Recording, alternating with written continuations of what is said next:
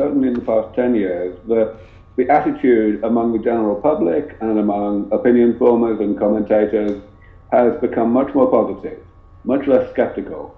There is a general understanding that this is not science fiction, that this is a range of medical technologies that are very difficult to develop, yes, but we are making big strides all the time, and it may very well happen in the next few decades.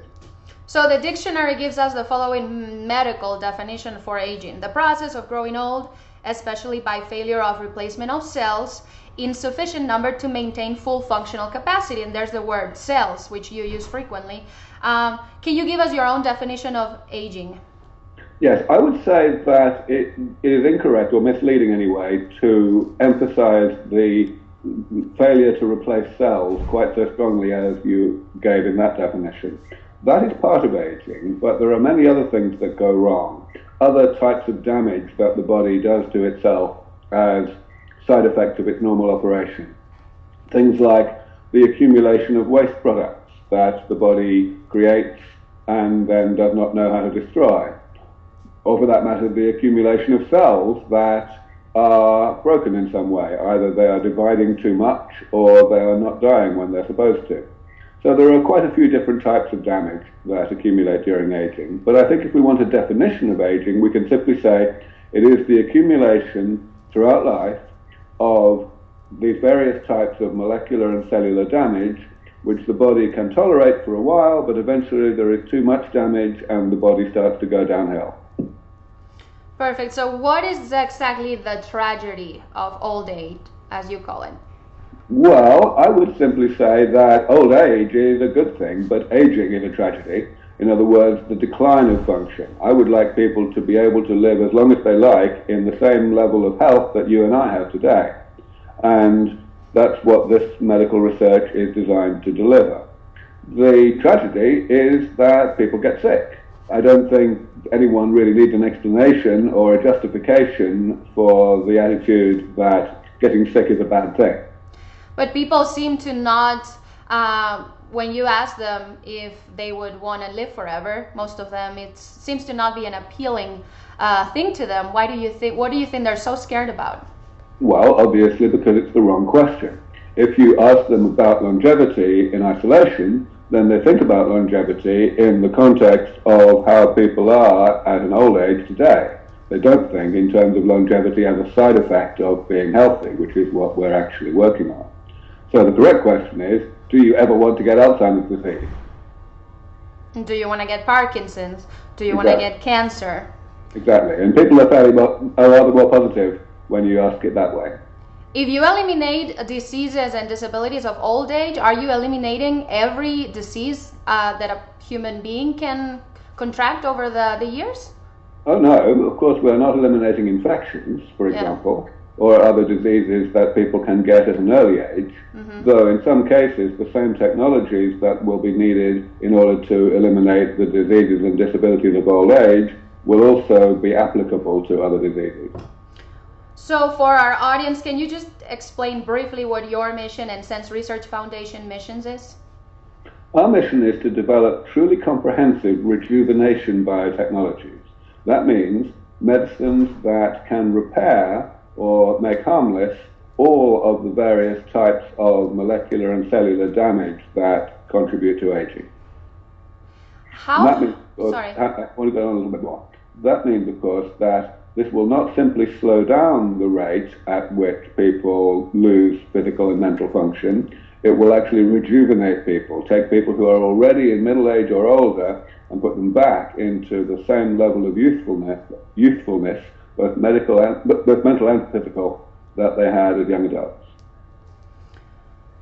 How hard do you find bringing awareness that aging is not anymore a natural and inevitable thing? You know, that's the common traditional thought about it. So, well, first of all, being natural does not equate to being inevitable. It certainly also doesn't equate to being desirable. Diseases are natural too, and we're pretty happy about our efforts to do something about that. The inevitability is a different matter. I think certainly a large part of why people are so crazy about aging, why they are so irrational about not thinking it's a bad thing and so on, is because they think it's inevitable, and therefore they feel that their only option is to try to put it out of their minds. Of course, if you are preoccupied by something, then it's going to affect your enjoyment of life. If you can somehow pretend that it's not such a bad thing after all, then maybe you can get on with your miserably short life and make the best of it. Mm-hmm. You know, I think earlier this week, the oldest person alive died of old age, natural causes, as they say, at 117 years old. Have there been any studies about the reason why some people age faster than others?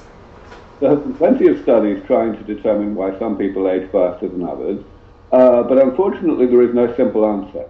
For example, there is some extent to which the tendency to live a long time is inherited. In other words, you're more likely to live longer if your parents lived longer. But the contribution of genetics to the variation in longevity is quite small, certainly no more than 50%. Mm-hmm. And other things like lifestyle contribute a bit. Random chance contributes a lot. So really what we need is something that transcends all of that, a way of allowing people to stay healthy that can be applied to everybody, whether they were born lucky or not. So there's a 50% part of taking care of yourself? Well, it's more than that. So a lot of the randomness, a lot of the chance that is involved in the variation in longevity happens very early in life, even sometimes before we're born. People are just born with different biological ages, partly because of prenatal nutrition, partly because of just completely random chance at the molecular level. Okay, that's interesting. So are we as a society doing anything about the problem of aging as you see it? You describe it's the biggest humanitarian problem in the world, and that's a big phrase. Mm-hmm. Well, of course, we're not doing anything like enough. We're doing a little bit. People are getting slowly a little bit more aware that this is a problem that might be solvable, and they're beginning to listen to people like me who are going out and trying to educate people about this. But it's painfully slow, because this attitude that we must put it out of our minds because it can't be, because it's inevitable, that attitude has existed since the dawn of civilization, and it's no surprise that it takes quite a while to change an attitude that is that old. Yeah. So you said earlier that we could reverse somebody that's already in an elderly stage and just bring him back to youth. How come? How would that work?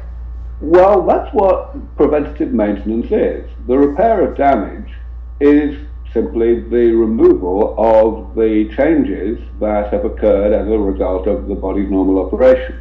So if we think about what we do with a simple man-made machine like a car or an airplane, that's what we do. We remove the rust, we replace the oil, we put the car back into a state that is similar to how it was before it had been used so much. And it's going to be exactly the same for the human body. So you are comparing the human body to a machine? The human body is a machine, there's no question. It's a very, very complicated machine, for sure. And of course, we don't have the plans, which means that the problem is a lot more difficult than it is for a simple man-made machine. But it's absolutely still a machine. And we talk about, well, I believe you said there's a 50% chance that there's somebody that lives now that's around 60 years old that in the future, around 2045, could benefit from these technologies and live up to be 1,000 years old. Is that still correct? Sure, I think that's quite likely. If we look at the range of longevity that exists in today's society, as you mentioned, some people live to more than 110, and those people tend to be very healthy for their age when they're 90. So if someone is 60 today, and they're going to be 90 in 2045, and if they are one of those few people who would be likely to live another 20 years after that anyway, without any additional therapies, then they're going to be in a reasonably good state of health, and they're going to be, capable of benefiting from these therapies if they come along in time. So that means that they will be rejuvenated back to being biologically 50 or something like that. And by the time they're biologically 90 again, perhaps they'll never be biologically 90 again. Perhaps by the time they're biologically 60 or 70, the therapies will have been improved so that they can go back to being biologically 30 and so on. So later on, I want to get into what those therapies are and what they look like. But I wanted to ask you, are there some habits people can start applying to their regular lives today to try to live longer lives, or is it all about waiting for these future therapies to come so that we can live longer lives? It's certainly not all about waiting. Everybody must do as much as they can to do their best to stop themselves from getting older, getting sicker as they get older. But unfortunately, there is very little that we can do other than the obvious things like not smoking and not getting overweight that involves current technologies. What people can do is act to hasten the development of future technologies. And that means perhaps financially supporting the research, or getting involved in the research oneself if one is doing biology, or of course advocacy, getting people more enthusiastic about this, breaking down the attitude of inevitability and fatalism that we talked about earlier. Mm-hmm. And of course, different people can do that in different ways. People like you can interview me. People can, get some, if they're organizing a conference, they can get me to speak, or they can get someone else in this movement to speak.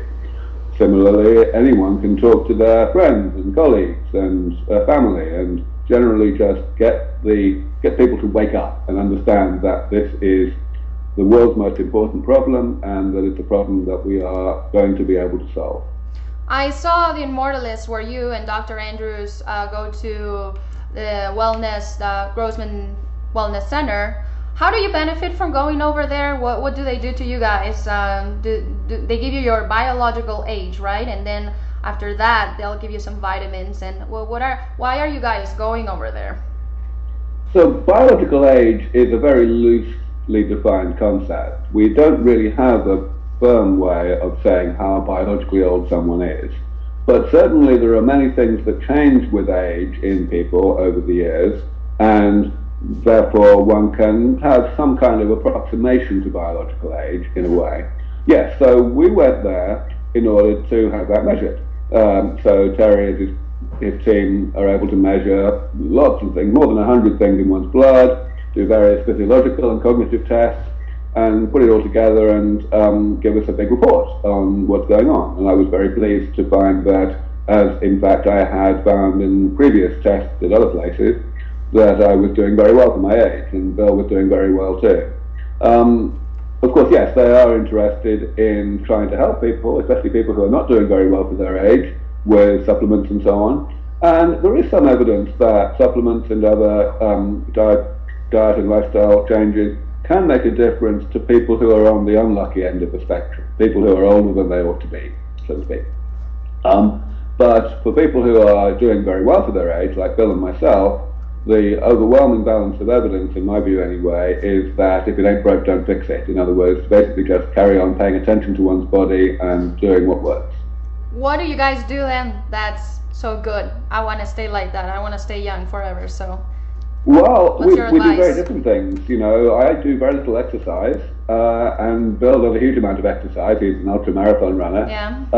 But still, we're both getting the same results. So this is kind of what I mean when I say there are no generalizations.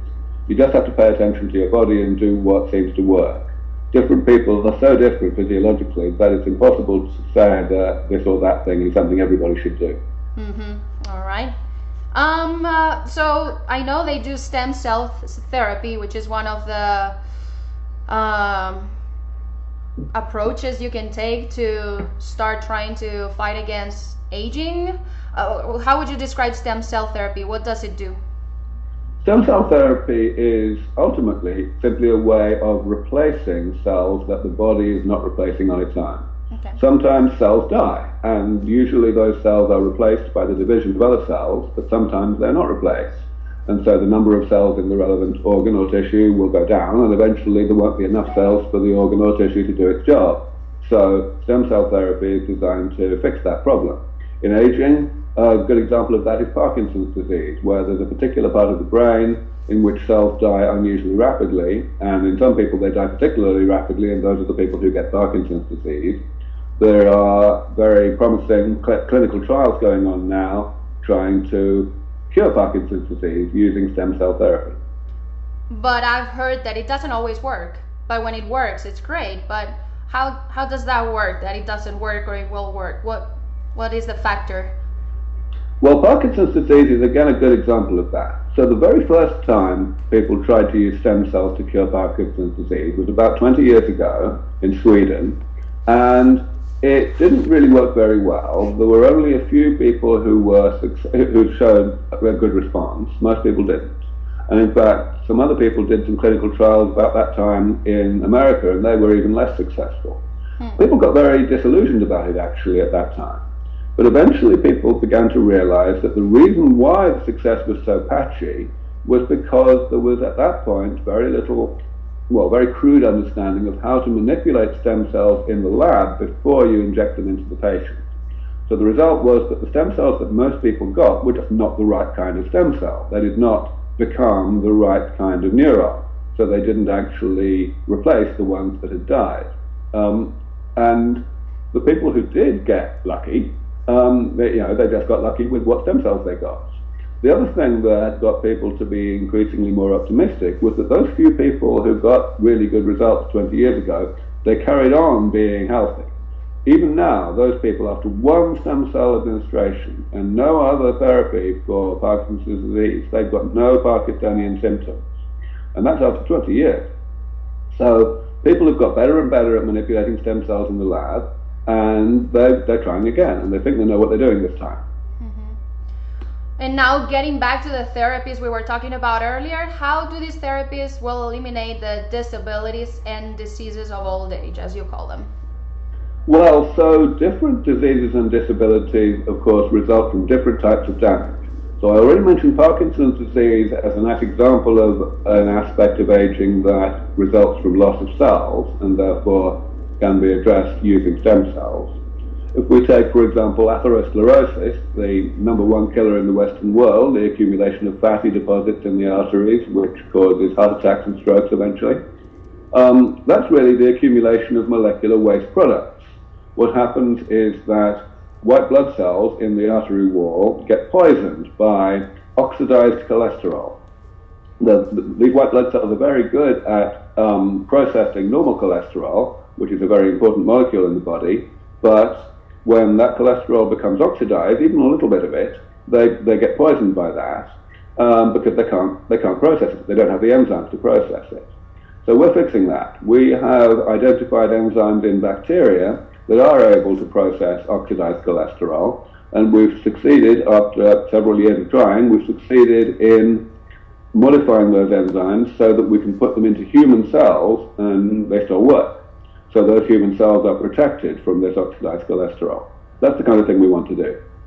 For example, the immune system, the immune system obviously works less well in old age. A large reason for that is because of the accumulation of inactive white blood cells that have got into a state where they're not working anymore, but also they get in the way. They won't die. They are resistant to signals that should tell them to commit suicide.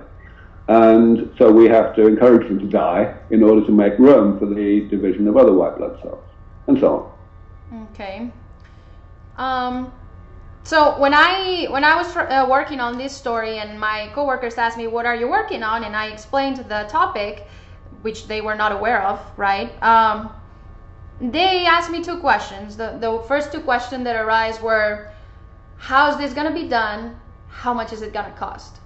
They were all for it. They're young people, and they're still feeling healthy, and they want to live forever. They want to enjoy that state of healthiness for the rest of their lives and so on. So the two questions that arise were those two. Could you answer them both?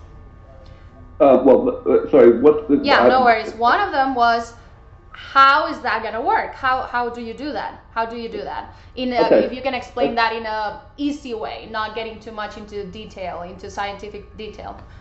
So the way it's going to work, the way that these therapies will be administered, will be very similar to what we see in medicine today.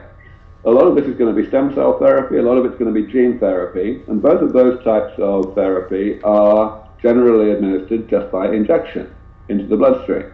Sometimes injection under the skin, sometimes injection even into the brain, but usually into the bloodstream. And, it won't be any different for the therapies that are directed towards repairing and restoring youth in the body. Some things may even just be oral, and you may take them as pills. Some parts of this, initially anyway, may involve surgery, replacing whole organs, but I would expect that that would be only for a short temporary period. How much is it going to cost? It's going to be free. I know it's going to be free because it's going to pay for itself so quickly. The thing about these therapies is that they will stop people from getting sick as they get older, and at the moment, getting sick as you get older is fantastically expensive. In the USA, probably 90% of the medical expenditure of the country goes on the diseases and disabilities of old age. All that money will be saved if people don't get that way. Now, of course, still some money will have to be spent to actually deliver the therapies, but that's fine, because people who are mentally and physically at peak performance still are going to be continuing to contribute wealth to society rather than just consuming wealth. So they will actually add to the prosperity of the nation.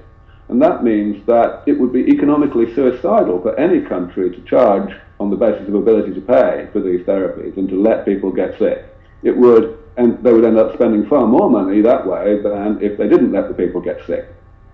Even in a really tax-averse country like the USA, there's no question this will be able to be accessed by anyone who is old enough to need it, irrespective of their ability to pay. What about Europe? I'm from Spain. Are you from Britain? You're originally from Cambridge, right? That's right. Yeah. Yeah, absolutely. Everywhere, every single country in the world, the same applies. The cost of letting people get sick as they get old is far greater than the cost of not letting them get sick. Even in the developing world, where you may think that there isn't the money available, that's not really going to be true. Already, today, the average longevity in the whole world added together, including all of the poorest nations, is more than 70. Right? That's amazing. It's only 10 years less than what it is in the USA or in Spain. And it's going up all the time. So by the time these therapies come along, the overwhelming majority of medical care, even in the poorest countries, is on the diseases and disabilities of old age. And how often would somebody have to go to the doctor? Is that like a weekly thing? Do you have an idea of how would that work? It's very hard to say the details of that at this point. I would expect that it will be a bit like with a simple man-made machine, like a car. There will be major things that need to be done with extensive medical supervision, and they might happen every 10 years. And there will be more minor things that could be done just by injection or by even by pills, which could be done once a month or whatever, depending on convenience, depending on cost, depending on the details of the therapies that we can't really specify yet. So how fast do cells and molecules damage over time? It takes a long time for a cell to accumulate damage and trash and... Yeah, exactly. So most of the types of damage, in fact all the types of damage we are talking about here, accumulate very slowly. That's why they don't cause any harm to our health until old age.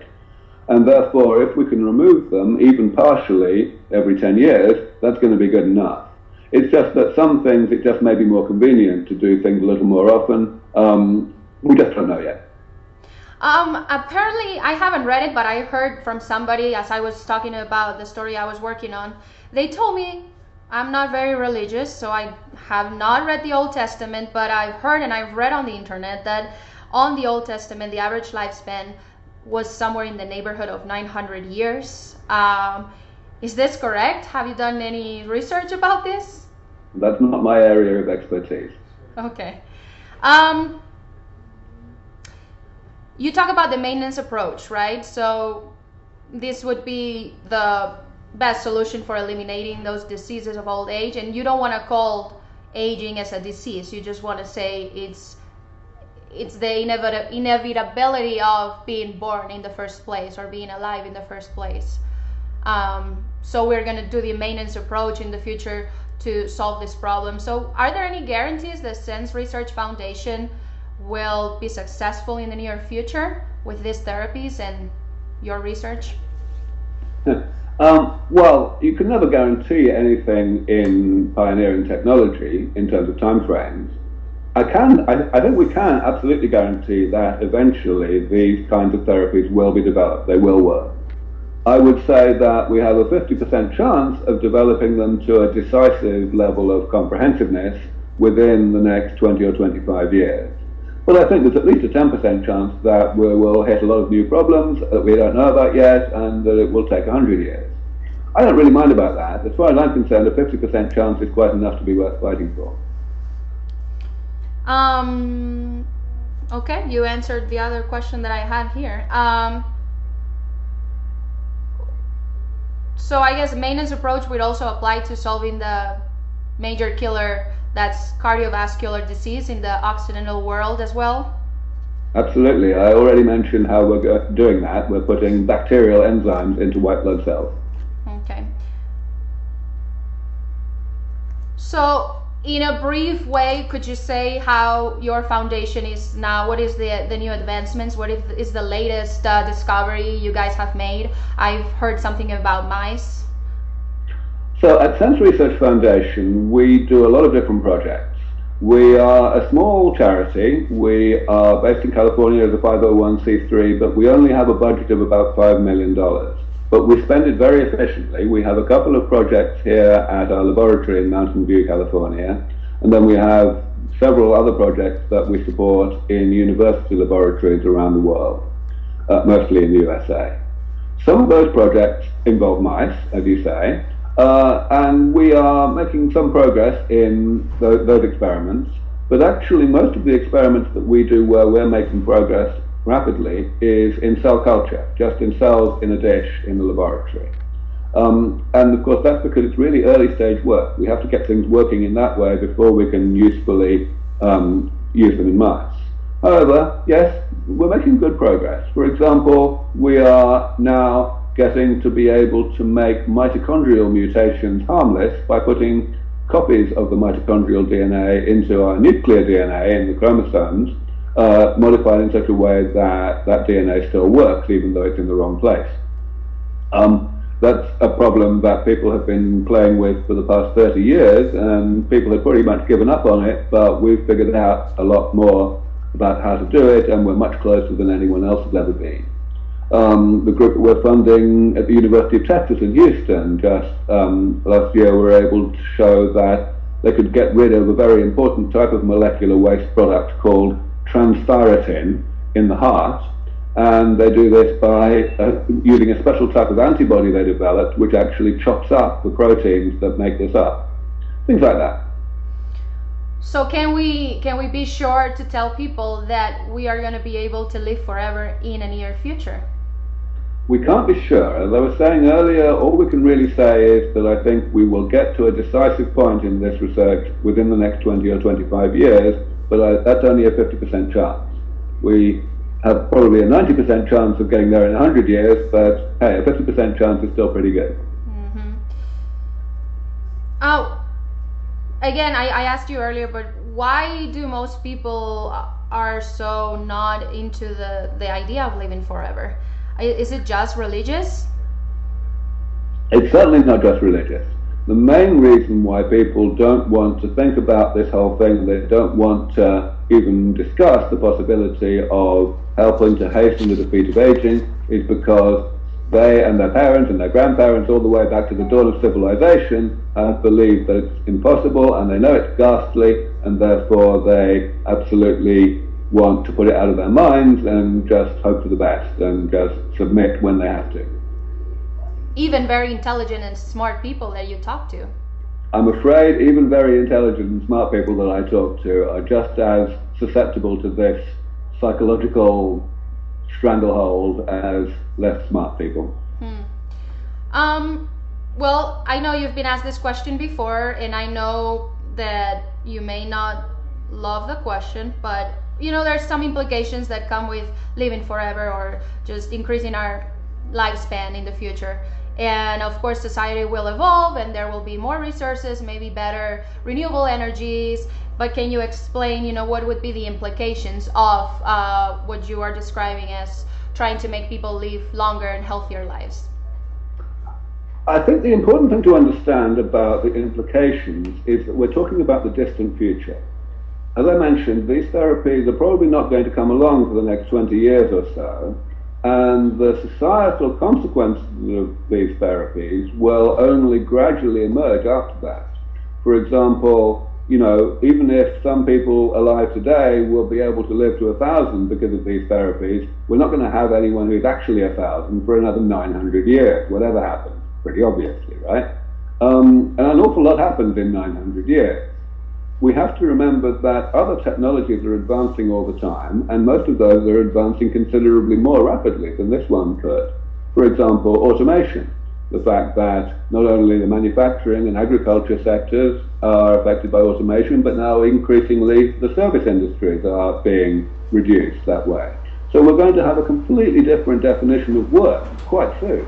In terms of not having a 40-hour week, not having a 40-year career anymore. And this has, of course, rather strong implications when we start to think about the question of pensions, which is one of the knee-jerk questions that comes up when we discuss the possibility of no longer getting sick when we get old. It's just a meaningless question when you no longer have the conventional definition of work. Same for overpopulation. We've got today a problem of having too many people on the planet in the sense that we are polluting it too much and causing climate change and so on.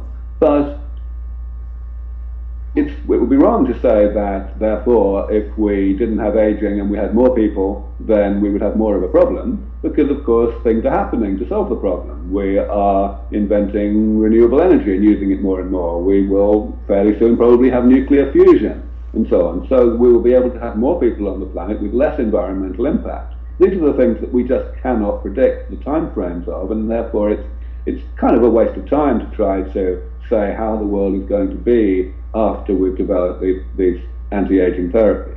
However, there's a couple of other things I want to say about this, which are quite important. Okay. If you're a pessimist and you say, well, let's work on the worst case scenario, let's try and do the right thing in case bad things happen and we don't develop this or that technology, then you've got to ask yourself, how bad could it be? Could the problems that we create by solving the problem we have today, the problem of aging, be worse than the problem we have today? And it's pretty hard to persuade oneself that it could be, really. I mean, if we think about, for example, overpopulation, maybe in the worst case we might have to choose to have fewer children than we would like in order to allow the people who are already alive to stay alive in a good state of health.